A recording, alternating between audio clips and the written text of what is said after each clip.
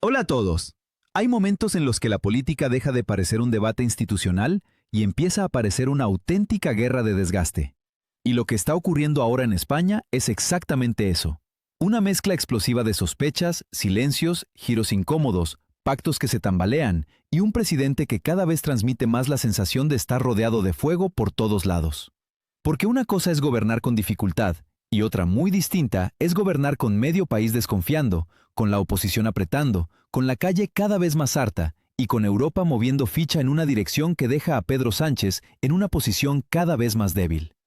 Y sí, hoy vamos a hablar claro, sin adornos, porque lo que se está viendo no es un simple ruido mediático, es una crisis política en toda regla. Y atención, porque aquí hay un detalle que lo cambia todo.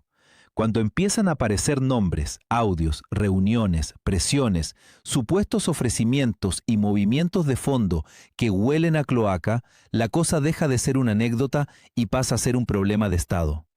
Eso es lo que está pasando, eso es lo que muchos quieren tapar, y eso es precisamente lo que hoy vamos a desgranar. Pero antes de entrar en materia, te digo una cosa, quédate hasta el final, porque el panorama que se está dibujando no es nada tranquilizador para el gobierno. Y cuanto más se conocen ciertos detalles, más evidente se vuelve que la versión oficial ya no aguanta el choque con la realidad. Antes de empezar, una noticia de última hora. Santiago Abascal ha hecho una declaración que ha sacudido a toda España y ha incendiado las redes sociales. Lo que ha dicho está levantando una enorme polémica y la reacción no se ha hecho esperar. Si todavía no la has visto, en el comentario fijado encontrarás todos los detalles desde una fuente oficial. No te lo pierdas. Y ahora sí, vamos al lío. Lo de Aldama no es cualquier cosa. Lo que está saliendo, lo que se comenta, lo que se insinúa y lo que se denuncia está dejando al gobierno en una posición cada vez más comprometida. Porque cuando una figura que antes era despreciada desde determinados círculos empieza a encajar, con el tiempo, en demasiadas piezas del puzzle, la narrativa oficial se cae sola. Y eso es exactamente lo que está pasando. Durante mucho tiempo se ha querido vender la idea de que todo lo que rodeaba a Aldama era exageración, invención o puro barro. Pero resulta que el barro, una y otra vez, acaba siendo bastante más sólido que el discurso de quienes dicen que no pasa nada. Y ayer volvió a ocurrir algo que ha disparado todas las alarmas. Se habló de supuestos ofrecimientos de dinero, de presiones, de maniobras para frenar a determinadas personas y de un clima absolutamente tóxico en el que, según lo que se ha contado, se habría intentado parar a alguien como sea. Y claro, cuando empiezan a salir nombres como Félix Bolaños, Leire Díez o distintos intermediarios, la cosa ya no suena a simple rumor de tertulia. Suena a red de intereses, suena a operación, suena a algo mucho más grande que una discusión política normal. Y por eso está generando tanto ruido. Lo más grave no es solo el contenido de lo que se cuenta, lo más grave es el contexto. Porque si la gente percibe que hay una maquinaria dispuesta a proteger a unos, a presionar a otros y a manipular el relato según convenga, entonces el problema ya no es una denuncia concreta. El problema es la credibilidad del sistema entero. Y aquí es donde entra una palabra que en política pesa como una losa: corrupción. Porque no hace falta que una sentencia cierre todos los flecos para que la opinión pública empiece a hacer su propio juicio. Cuando los indicios se acumulan, cuando las versiones se contradicen y cuando las explicaciones no convencen, el ciudadano no necesita un manual de instrucciones para entender que algo no cuadra. Mientras tanto, Pedro Sánchez sigue intentando sostener una imagen de control que cada día parece más artificial. Da igual que salga con solemnidad, que intente cambiar el foco o que trate de colocar la responsabilidad siempre en otro sitio. La impresión que deja es otra, la de un gobierno que vive a la defensiva, que responde tarde y que cada vez da menos sensación de autoridad. Y eso, en política, es mortal. Porque el poder no solo se ejerce, también se percibe. Y cuando un presidente empieza a transmitir fragilidad, sus adversarios huelen sangre. La oposición se envalentona, los socios miran de reojo y los silencios dentro del propio bloque se hacen cada vez más incómodos. Pero aquí no termina la cosa, porque al mismo tiempo que en España se acumulan escándalos y sospechas, la Unión Europea empieza a cambiar el paso en un terreno que durante años se convirtió en una especie de dogma intocable: la política migratoria.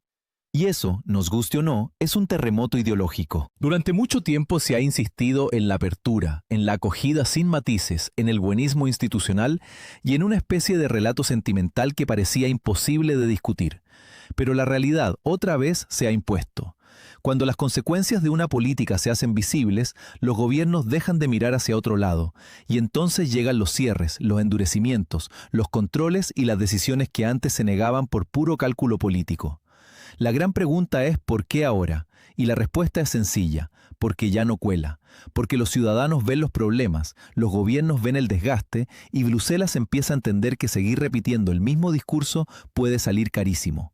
Así que sí, la Unión Europea está cambiando de rumbo, y mientras unos se adaptan, España sigue atrapada en una postura cada vez más aislada. Y eso deja a Pedro Sánchez en una posición todavía peor, porque no solo tiene problemas dentro, también empieza a quedarse solo fuera. Y cuando un líder pierde respaldo interno y externo al mismo tiempo, lo que queda es una fragilidad política brutal. Mira lo que está ocurriendo con el malestar creciente en distintos sectores. Mira la tensión con la agencia tributaria. Mira el cansancio de los trabajadores. Mira el hartazgo de la calle. Mira el desgaste con los socios internacionales. Mira la polémica permanente.